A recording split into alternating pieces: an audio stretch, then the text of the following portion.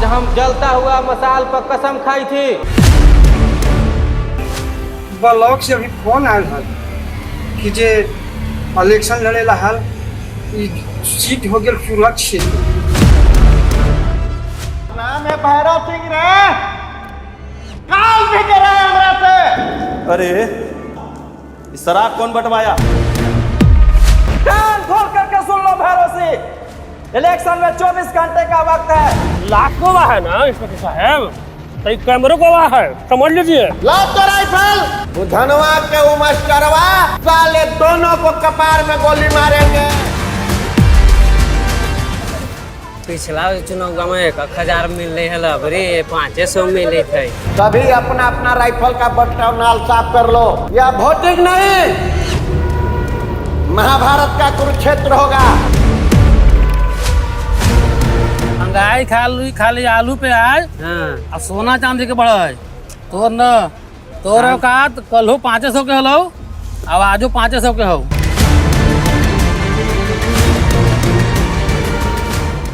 कहते हैं सिनेमा समाज का दर्पण होता है और समाज में जो भी घटनाएं घटित हो रही हैं वो सीधा उसके बारे में हम जानकारी हासिल कर लेते हैं।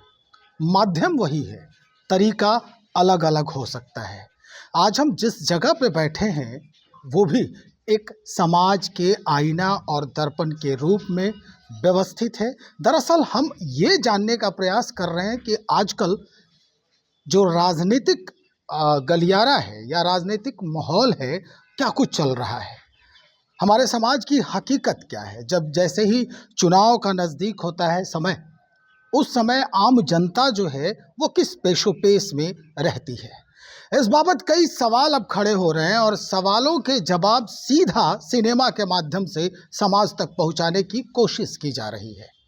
इसी फहरिस्त में एक हमारे साथ निर्देशक हैं रविचंद्रा साहब, जिन्होंने एक वेब सीरीज जो है उसकी शुरुआत की है।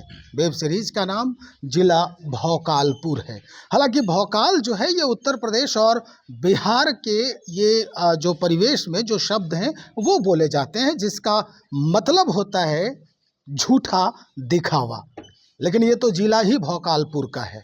तो हम जानते हैं कि इस भौकालपुर में किस तरह का भौकाल मचाने की कोशिश हो रही है, समाज को क्या देने की कोशिश की जा रही है। तो चलिए हम सीधा मुखातिब होते हैं।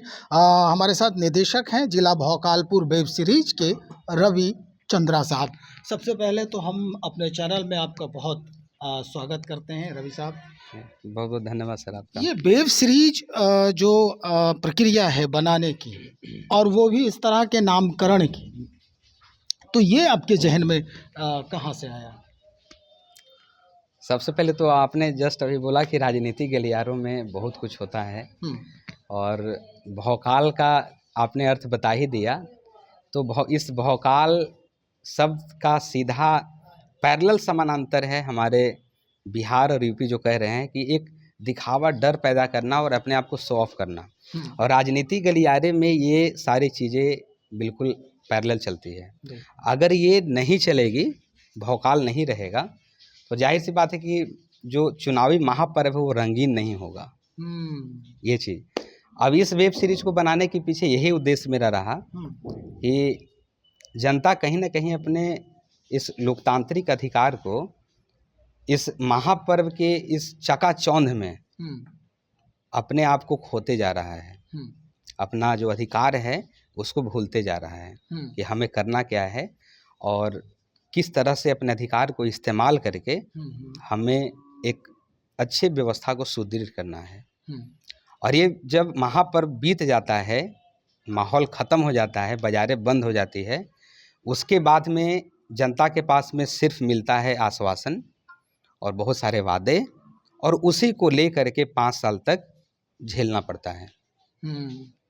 तो इसी बीच में कहानी हम यही सब सारी विषय के ऊपर है कि समाज में जो घट रहा है घटना, जो आपने कहा उससे कुछ अलग नहीं है। लेकिन आपने अभी जस्ट कहा कि किसी भी कहानी को प्रदर्शित करने का तरीका अलग अलग हो सकता है।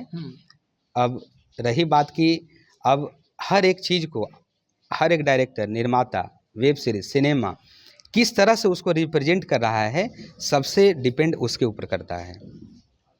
रवि साहब, सवाल तो बहुत सारे हैं, लेकिन महत्वपूर्ण सवाल हम साझा करेंगे आपसे और जानने का भी प्रयास करेंगे कि आप समाज को देना क्या चाहते हैं, क्या दिखाना चाहते हैं इस वेब सीरीज के माध्यम से, पहला। और दूसरा सवाल इसी से संदर्भित और जुड़ा हुआ है कि जिस तरह के माहौल में आप ये जो कहते हैं ना दुखती रग पे पैर रख देना, तो उस हिसाब में कहाँ फिट होने का प्रयास कर रहे हैं आप?